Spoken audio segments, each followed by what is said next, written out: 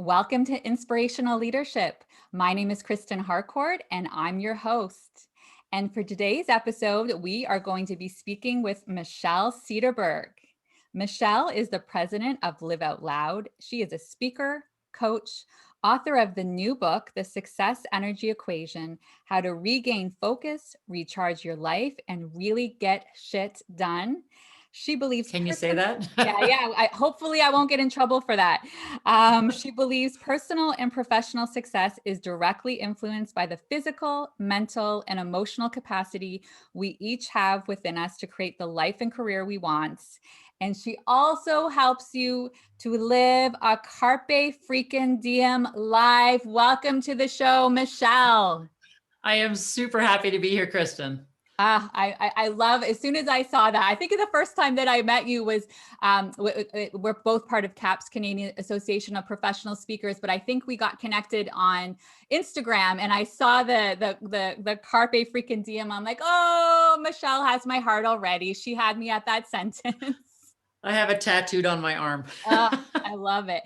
And you know what, as we're just saying that, I think it's like, let's just start there. Where did that come from? Because I'm sure that's not something you've had your entire life. There's a reason why you have that tattooed. Where did that come from? You know, it's kind of a sad and poignant story, I guess. But when I was 17 years old, my dad was killed in a workplace accident. And my sister and I, of course, at that age, we still had all of our life in front of us. Our high school motto was carpe diem. And we were very sad, as would be expected, but we also realized, okay, if we're going to live our life, we're going to carpe diem. If dad's going to be watching over us, we're going to have a life that he'd be proud to watch. So that's where the carpe diem came from. And then I added the freaking 6 years ago when my brother passed away from complications from some health issues. And it's like, what is going on here? He's too young, leaving a family behind. Carpe freaking diem. So I've had two kind of tragedies in my life that have helped me switch to, oh my gosh, we need to seize every moment and live in this day, seize this freaking day. And so it's a little bit heart wrenching in ways, but it's also, hey, if they're up there watching, I'm going to carpe freaking diem this day. I think I'm, first of all, thank you for sharing. It's a vulnerable moment in your life, but I think it's such a great example of those contrasts, right? And in one way, there's tragedy and sadness that they're not here, but also the teaching and learning and the legacy that will always live on because you hold that. And it's something that also makes you recognize, who do I want to be and how do I want to show up in the world? So I think it's such a great example of those two contrasting things that can be happening at the same time. I have been leaning on it a lot during the last year or so with COVID. Yeah. Let's seize this freaking Groundhog Day. Because every day feels like the same day. Is it Monday? Is it Saturday? Is it Friday? Is it Sunday? And so, Michelle, let's start off by learning a little bit about what got you to where you are now. So talk to me a little bit around your journey professionally and personally that got you to the work that you're currently doing that I know you're super passionate about. Yeah, my beginnings started in the fitness industry. I was a personal trainer and a fitness coordinator, and I taught group exercise classes. I taught at Mount Royal College here in Calgary when it was a college. I taught in phys ed. And so everything was around human performance and health. And I shifted from that probably about 17 years ago because I found myself talking to individuals about health, yes, but also about stress management and work-life balance and motivation and all the things that we want to have in our lives, at a bigger level. And so I started speaking about those things and then slowly shifted from full-time work in the fitness industry to speaking full-time, to coaching, to writing, and to consulting. 17 years to an overnight success. So important, right? Because people can look and say, oh, that Michelle, like, I'm never going to be able to get to where Michelle has gotten to. She's a thought leader out there, but it's lots of hard work. And I'm sure you would say there's some zigs and some zags and some learning opportunities along the way as well. There always are. I say that I'm, 17 years to an overnight success, but I also, rode the roller coaster of self-doubt and imposter syndrome. And I still have days like that. I mean, don't we all in many ways? So I'm kind of one of these people that hopefully empowers others to work through the roller coaster and to work through the tough stuff regardless. You don't have to compare yourself to me. We're all on our own journey. Yeah. Yeah. And I think what you said there too is remembering that imposter syndrome isn't something that suddenly disappears. It's just we become more aware when we're in that place. And as we continuously grow and get outside of our comfort zone, we can also almost see imposter syndrome as a good thing as well, because there's a part of you that's Yeah. getting a little scared because you're stretching yourself. Because you're stretching. Exactly. If you don't feel that imposter syndrome, you might want to ask yourself, am I actually challenging myself in a worthwhile way? Yes, yes, yes. It's an indicator, right? It's getting your attention. So, as a starting point, when we start to think about your book, talk to me a little bit more around when we hear the success energy equation. Tell me about that. What does that mean? Well, I mean, because my background is in health and productivity, I put a lot of emphasis on health as a foundation for personal and professional growth. And for me, health is it is physical health, but it's also, as you alluded to earlier, mental health and emotional health, but also cognitive health. And all of those healths, I guess, create an energy within us that I believe helps drive our success. So, when we talk about success, usually it's, define what you want and believe in yourself and do the work. And, when I write my equation, those factors are in there.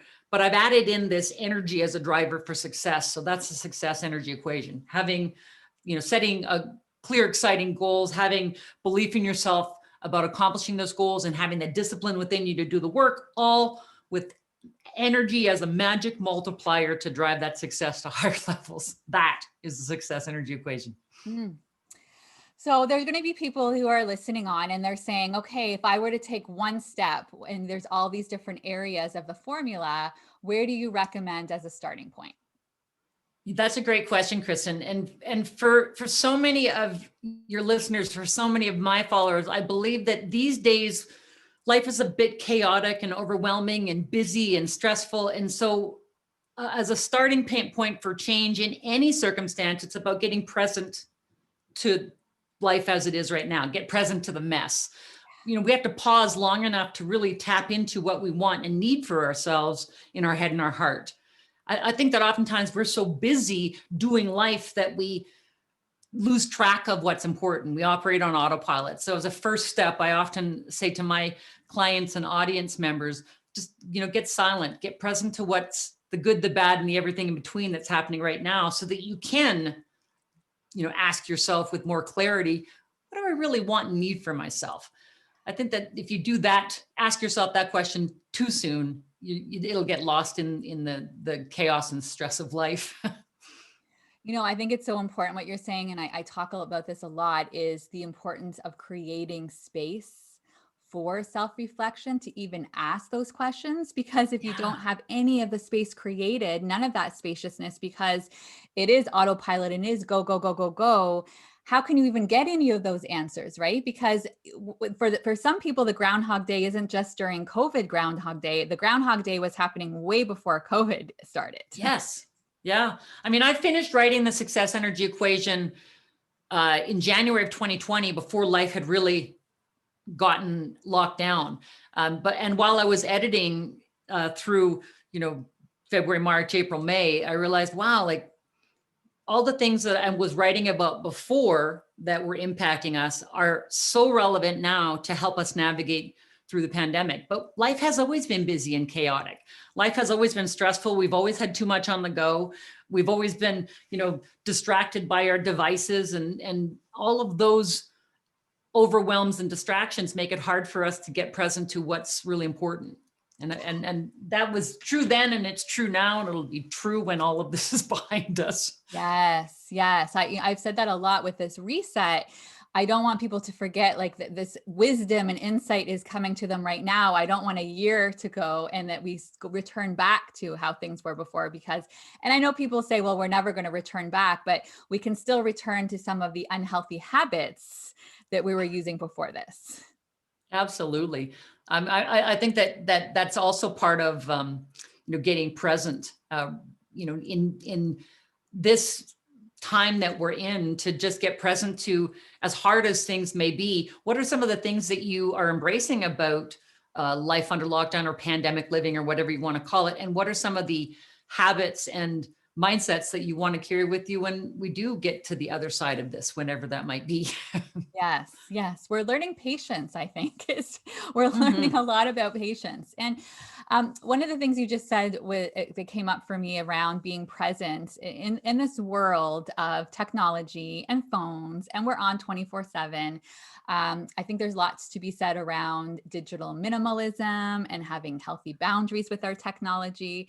And so, and you talked a little bit about this in the book, and I'd love for you to expand a little bit for our audience today as well. What are some of the recommendations that you have to help people start to form healthier habits with technology? It's a tough one because our devices aren't going away. And it's particularly important now because in many ways our technology is what's connecting us to the outside world, to our family who we can't spend time with, to the news so we can keep up to date with things, to entertainment because we're restricted on where we can go and what we can do. I think that they're not going away. And I'm not suggesting for a moment that we become, digital hermits, if you will. I think the biggest thing that each of us needs to do is to pay attention to how our device use makes us feel on any given day. If you're spending too much time scrolling, doom scrolling, that term that's come up, or feeling your energy draining as you're looking at other people's lives on social media, when comparisonitis comes up and you're starting to feel that, if you're feeling stressed because you're reading too much bad news or getting overwhelmed because you're spending too much time on Zoom meetings, all of these things are happening day in and day out. And we have to stop and recognize how it's impacting us, to take those breaks. Not to say I've got to get rid of it, but if I'm feeling like, oh my gosh, I'm not feeling my best self, then step away, put the phone away, go for a walk without it. You can do that. We used to do that. We used to do this thing where we had to come home and press the button on our phone to check to see if anybody called, right? To take digital breaks during dinner time, meal times with your family, to take digital breaks, from evening onwards. So you're not checking in late at night or, going through social media. Give yourself those pockets of time, Saturday afternoon or whatever it might be. Anytime that I go and have coffee with a friend, in those times when you could meet in person and sit down at a table, I would often leave my phone in my glove box of my car, because there's an inordinate amount of research that says even if you have your device with you face down on the table, it's going to distract you. So it's kind of like, ooh, shiny thing. So we want to check, and then we're not fully present with the people that we're spending time with and with ourselves.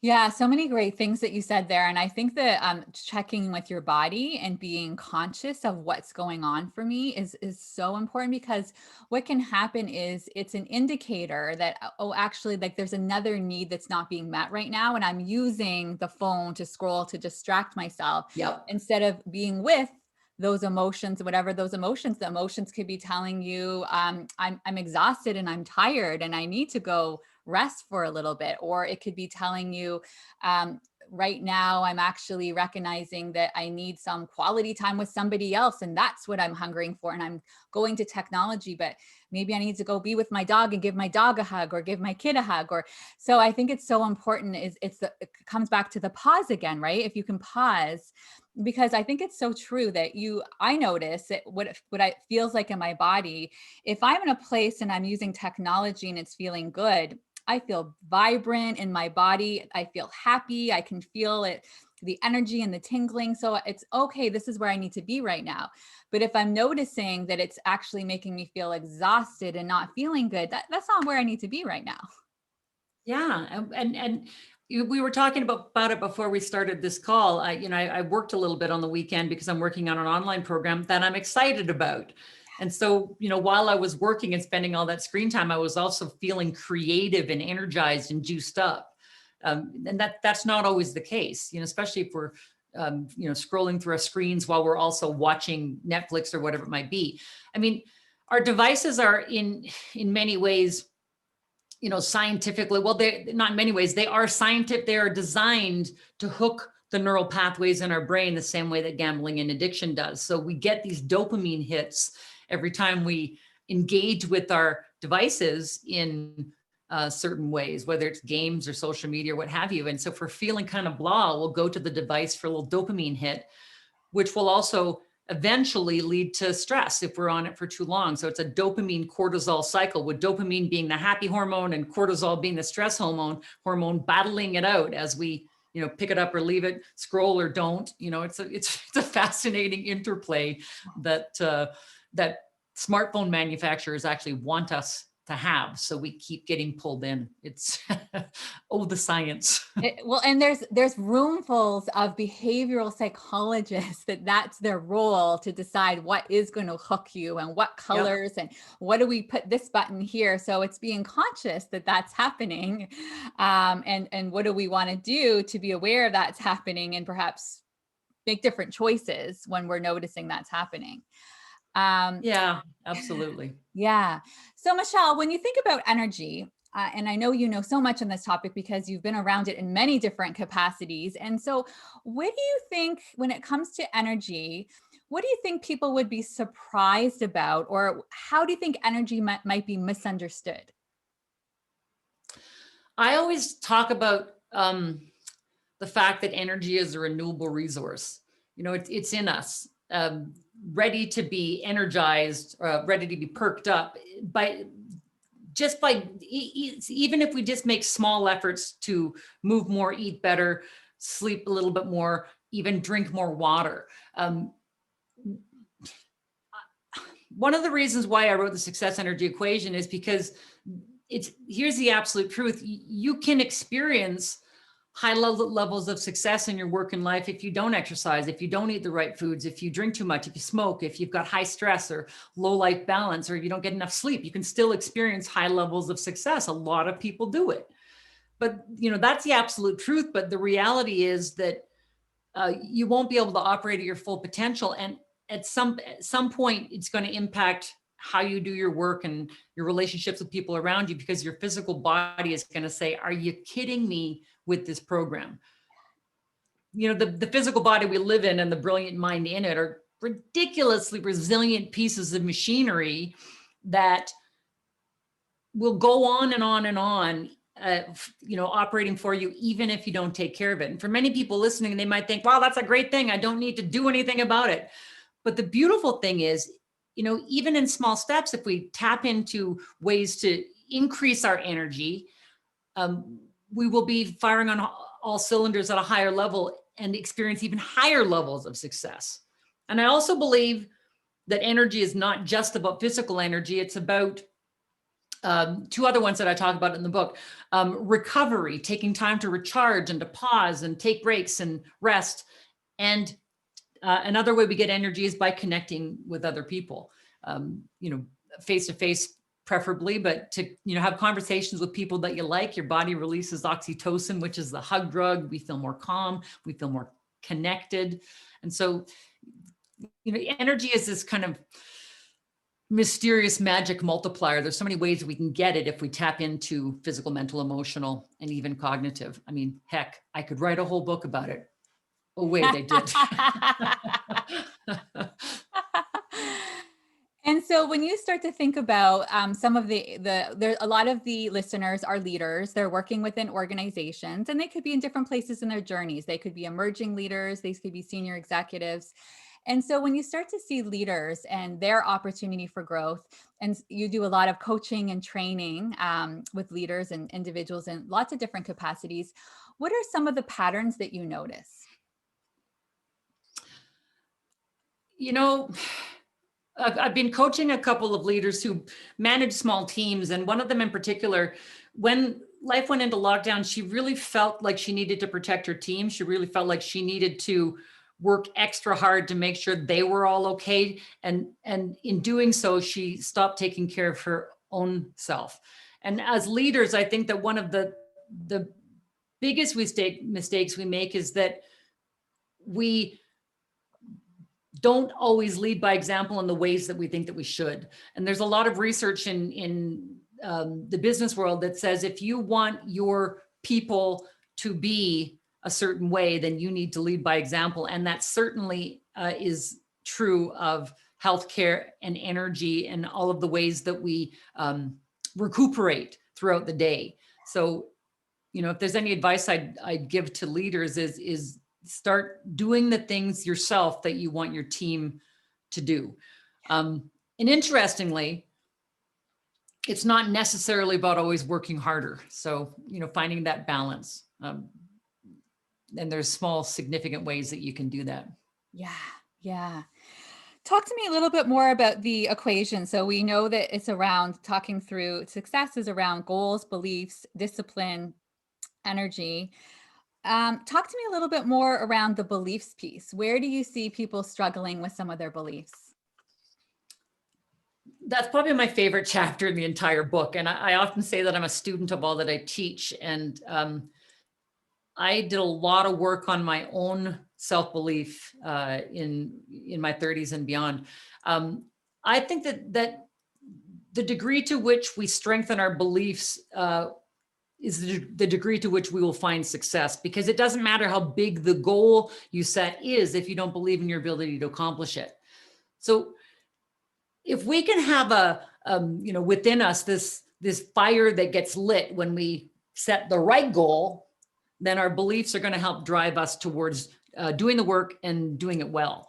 And so in the book, I talk about, the 4 R's for reframing, or the 4 R's for shifting belief in self, because I think that all of us, even self-confident and empowered people, will have those moments where it's like, ugh, this is hard. I can't do this, where we'll doubt. So I think that belief is at the core.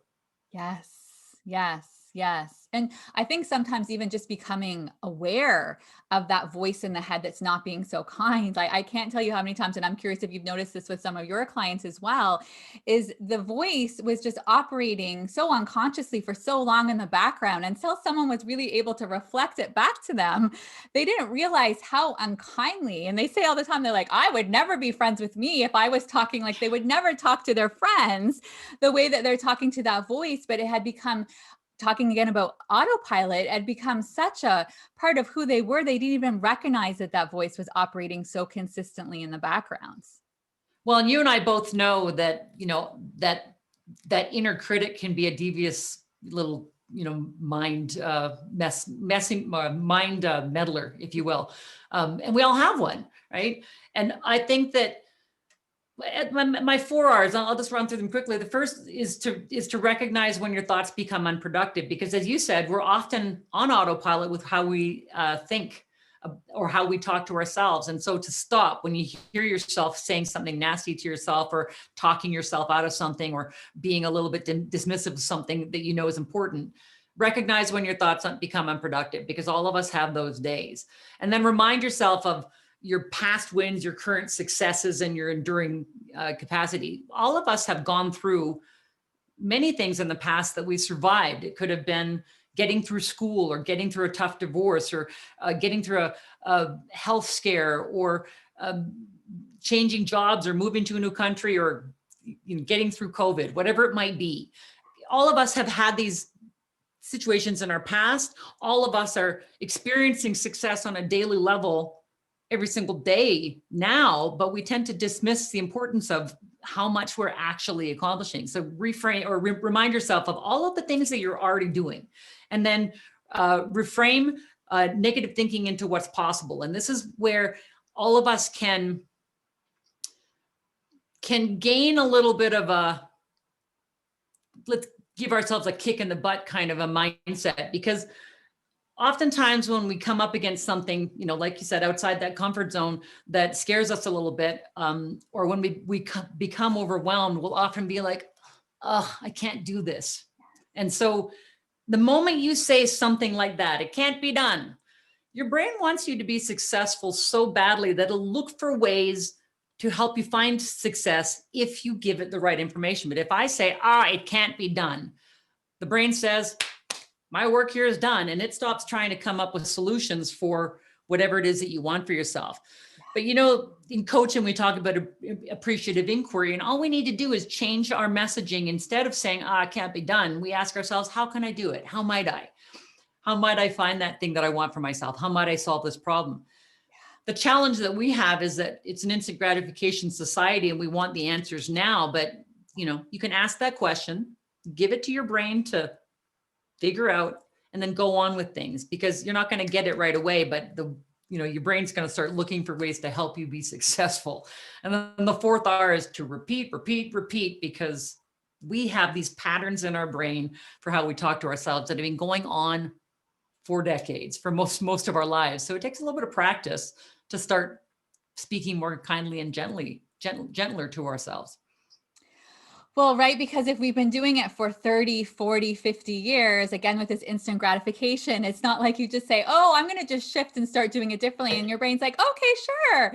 It's going to take time and energy, and, you're going to fall down and then get back up again. And yeah, I still have days where I've got to, course. pull myself up by the bootstraps, if you will, and, give my head a shake. Yeah. And then it's also it reminds us of how important, like, words have so much power, what we say. And then I think I've heard it also described as the like negative confirmation bias. Like if you're saying this, right, and then our brain looks for the things, and then it's like, okay. So I remember talking to a client recently who they're trying to sell a piece of property. And then we were talking about, he was noticing he was in scarcity and wanted to get him into more of an abundance mindset. And one of the things he recognized is he kept on saying, we're never going to sell it. This thing's never going to sell. It's never. And I'm like, well, you're pretty much going to look for whatever you can to confirm that.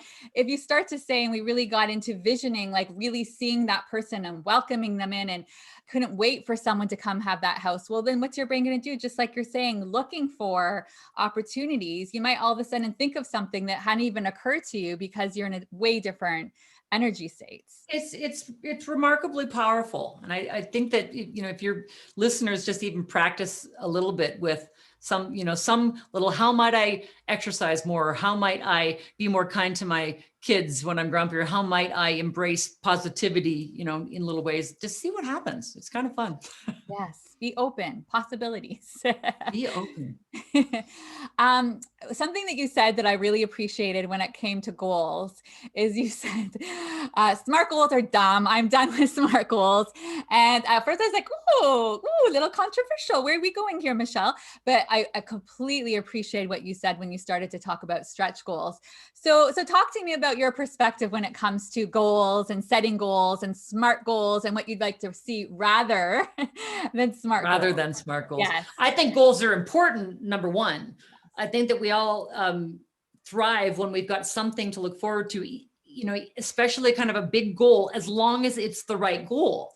And oftentimes we will set a goal based on what we think we should do or what other people expect from us, instead of kind of tapping into what head and heart tell us is the right way for us.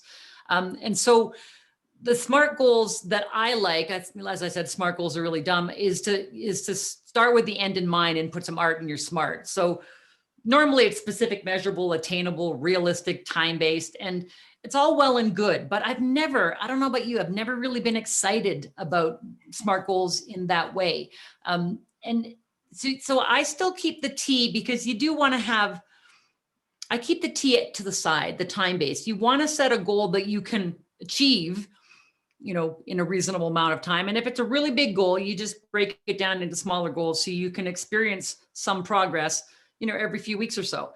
So the T for me, instead of being time-based, is to be thrilling. How do you create a goal in your mind that is so exciting and thrilling that it just won't go away? And just hold on to that for a second, because the R is normally realistic. And I mean, you and I both believe in stretch goals. And so realistic feels a bit safe to me. So instead of realistic, the R for this one is to frame your goal in a way that's resonant, where it vibrates in you, where, oh my gosh, this is the thing. So let's use an example, because two of the goals that I had that just wouldn't go away. One is that I wanted to run a marathon. Crazy. And that it's a thrilling goal. That it's a good goal if it doesn't go away, but I still wasn't achieving my goal to run a marathon. So the thrilling part was, if I'm going to run a marathon, I'm going to run a marathon. The resonant part became, if I'm going to suffer through 26.2 miles, I'm going to go somewhere warm to do it. A destination, Honolulu. So then, that's something I could get excited about, rather than, running in, Calgary in May. It's the same old, especially now. But so the resonant goal, the A, this is the money part. A is normally achievable, which is ridiculous because do we not set goals in order to achieve them? And yet we don't achieve them by this method. So we're going to toss achievable. And the A that I put in is the scary letter in the SMART formula because it requires work, accountability. You know the value of this, Kristen, but normally when we set accountability means we've got to tell somebody else, we've got to have support systems. We actually have to do the work or we don't achieve the goal. So that's the power. With my marathon, it became the University of Calgary Honolulu Marathon Training Program, and we met twice a week. We would run long runs on Saturday. We do a short run on Mondays and then have a classroom session to learn about, nutrition and hydration and what we should wear, etc. And we got all the program. Lots of commitment. If I didn't show up for a run, I got all sorts of people who were, texting me or emailing, where were you? And when are you going to make up your run? And hey, can I help? So that kind of accountability means that all 27 of us who took the course crossed the finish line in whichever marathon we had signed up for. That's pretty powerful. And then if you set those kinds of goals with art, putting the art in SMART, then specific and measurable can stay the same. I was running 26.2 miles on December 5th, 2005, Honolulu Marathon, whatever it was. So it's kind of an interesting thing, thrilling and resonant, and then get that accountability piece. Pretty darn powerful and a little bit more fun. I really love that spin to it because I did, and I hadn't really, I don't think I dissected and pulled it apart the way you did in that way, but there were parts of it I was like realistic. Like the whole point about is dreaming big. Like some people are going to actually say to you, that's not going to happen. Great. And now I want the dream even more because you're telling me I can't make it happen. Watch me make it happen.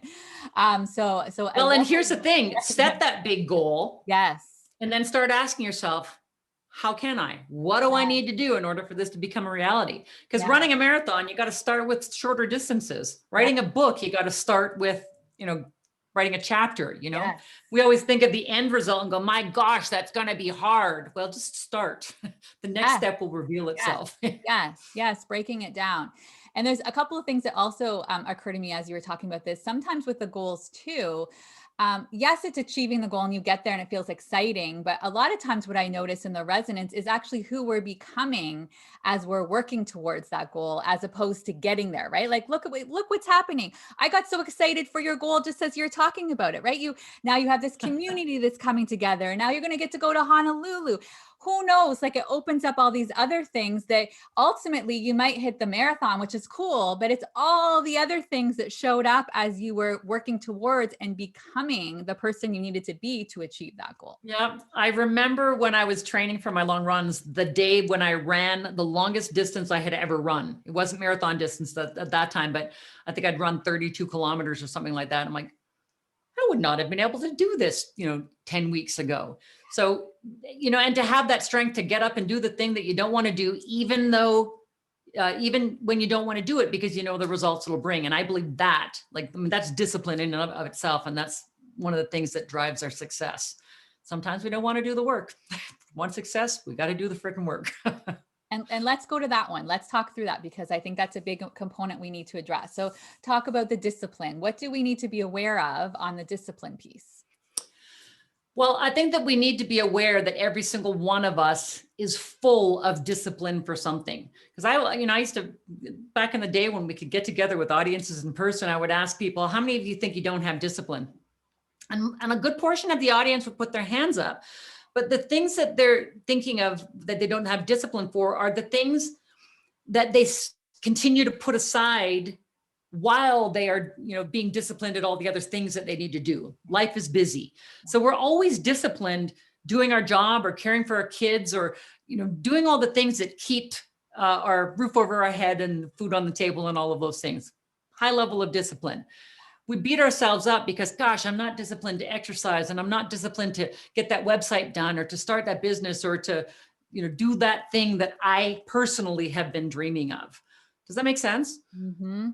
So, you think about all of the the dreams and goals that are on hold, those are the things we typically lack discipline for. And it's not because we are lazy or unmotivated. It's because we're so busy in other aspects of our work and life, and those things draw us in. Most of the goals and dreams that we want to have discipline for, we have to act on them. They don't act on us. And we're waiting for time and energy. And so in many ways, when we recognize that, we have to decide, all right, if my obligations are taking care of the kids and doing my job and all of that stuff, maybe I need to move some of my dreams into obligation where they no longer, it becomes no longer negotiable. For exercise, I'm going to do it no matter what. So it's now not something I fit in when I've got time. It's something that I've committed to doing in the same way I commit to doing my job every single day, which kind of elevates it. And discipline then comes at a higher level when we can be aware of what else is taking up our time in any given day, right? Most of us, and I go back to the wonderful little device, because this is a time sucker. This is a time stealer. Oftentimes when I'm talking to my coaching clients or to even audience members, I will say, if you say you don't have time for us, to do that thing, it's essentially a lie, because we will always find time for the things that we want to do. We will find time to sit in front of the TV for hours. We will find time to scroll through Facebook, social media for hours. We'll find time to squander away time that we could be using for more productive pursuits. And I'm not suggesting we all give up our guilty pleasures, because sometimes we do need to have those moments where we just sit and stare into space, but we all know when we could be using our time better. And that's, how do we honor ourselves enough and the goals we've set to take some of that kind of distraction or waste time and move it towards things that really matter. I think that when we set worthwhile goals and strengthen our belief, then the desire to do the work is going to go up. And you start to all of a sudden get more creative and figure out how you're going to make this happen, right? So now all of a sudden, once that goal becomes, that commitment becomes so important to you, then you start to become more resourceful, and then the energy and everything else you've talked about today. And so then you're in that place and you start to think, okay, maybe I could do this. Maybe the kids are going to do this activity. While they're doing that activity, I'm going to do this thing. And something else I want to bring up, because I think it's important, because there's going to be people listening to this right now. And I always get an intuitive hit. Somebody listening right now needs to hear this message, because I hear the time one. And then I also hear the money one, the investment one. We know this when it comes to coaching as an example. And it's so interesting as I probe and go deeper, I will see so many times where that individual is so quick to invest in their children and their husband and the travel thing for here. But then when it comes to actually investing in themselves, there's a barrier, there's a block there, that they're not allowing themselves and not valuing themselves as that being as important as everybody else, and that their dreams are somehow not as important as everybody else's dreams. And I love that you frame it as an investment, because anytime you do give that gift to yourself, it is going to help elevate you in some powerful way. And, in coaching, we talk about the best coaching happening between sessions, right? And, we spend this time with our coach that we've invested in, and then we go away and we look at the world differently, and things start to move upwards. It's powerful. And I think that we do need to gift ourselves those opportunities. I mean, we were talking about it before, this online program that I'm currently working on. I've been talking about creating an online program for years. And, even once the book was done and I knew I was going to create a program around that, I just couldn't seem to find my mojo, and I would just constantly procrastinate and put it off. But as soon as I tapped into, the essence of it, and I knew for sure what it was going to be, and I started to craft it, then I started to get excited, and the momentum came. So we do have to stick with it, even in small steps, until we get to that critical point where, okay, this is not such a struggle anymore. I can do this, right? Yeah.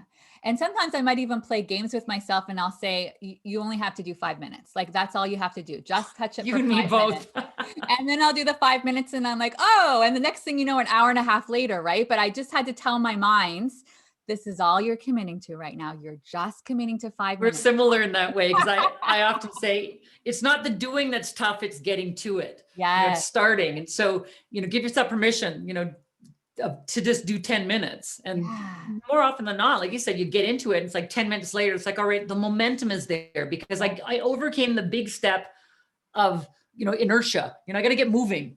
But once we move, then, the next step reveals itself and, oh, this isn't so bad. And okay, I can do 5 more minutes. And yeah, Yeah. put the thing down that you're distracted with and do the thing that you're committed to. I love the 5 minutes idea. Yes, yes.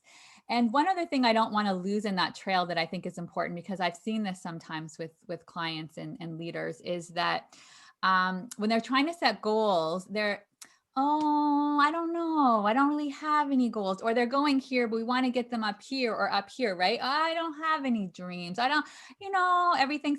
So what do you suggest for somebody who's listening right now, who might be saying to themselves, well, everything's fine. Like I just, it's all right. I don't really know about any big goals. How do I start to think about what my bigger goals are? What would you say to them, Michelle?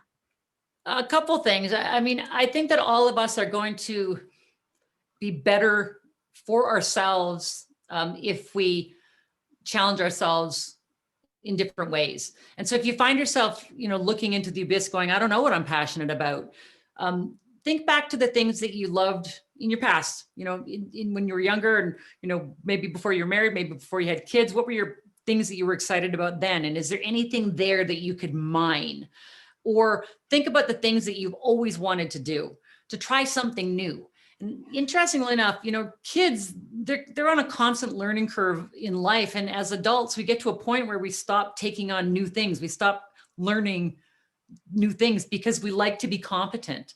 But we also get into the business of taking care of the family and taking care of everyone else and everything else. And so we forget what's important to us. So, mind your past for passions that you had, look out into the world and say, what is something that I've always wanted to try? I bought hockey skates this winter because I used to ice skate and not very well, but I just wanted to go out onto the wild lakes here in Alberta. And so I invested in hockey skates and I skate very poorly, but there is something freeing about doing something badly until you get to that point where you're feeling comfortable and competent. And it could be, online dance classes. It could be, writing for fun, learning how to cook, whatever it might be for you. And then from there, your goals might start to reveal themselves. Turns out you're sort of good at this, or you kind of want to explore this area more. And I'm talking about activities, but it can also be, the work realm as well. Trying something new.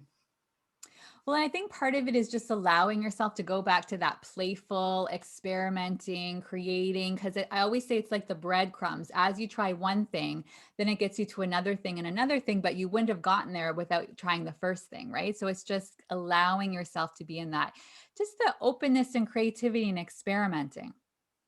Well, and to be a learner, to be open to not being good at something and recognizing that everything takes time. If we're going to get good at something, we need to practice. I'm creating through an online program called Canva. I'm making all sorts of forms and things for my program. And when I first got on there, it was overwhelming. It's like, I don't know how to do this. This sucks. And it looks like crap. And I can't figure this stuff out. And it wasn't until I spent some time with it, playing, just creating stuff, that I learned how to unleash the possibilities. And I think that instant gratification we were talking about earlier comes into play here again. We have to be okay at being mediocre at something until we get better. It's so true, because even with this podcast, which was a passion project for me, and I also said, I'm going to teach myself, I'm going to figure this out.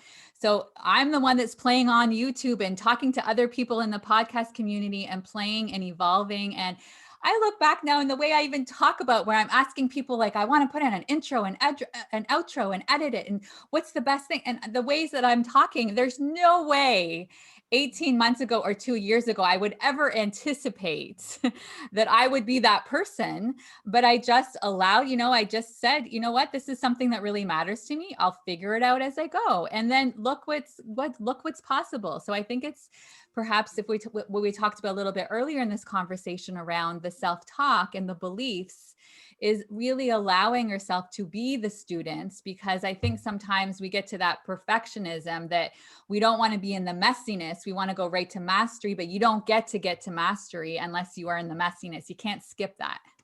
The beauty of beginner's mind. And Yes. I like to reframe that because beginner's mind for me is a place of is stress free, because as an educator, as a teacher, I always need to know, or that's the perception, and to be somewhere where I'm just like, I'm not very good at this and I love it. Yes. I love sucking at something. Yes. Yes. It's okay to be just okay, and Yes. to play in that space and see what happens. I just Yeah. it's a lot of fun. It really is. It really is.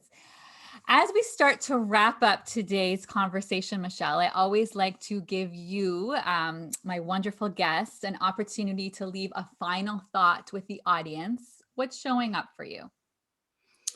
Oh, wow. I often say that one of the reasons why I became a coach is because I kept meeting people who have no idea how extraordinary they are.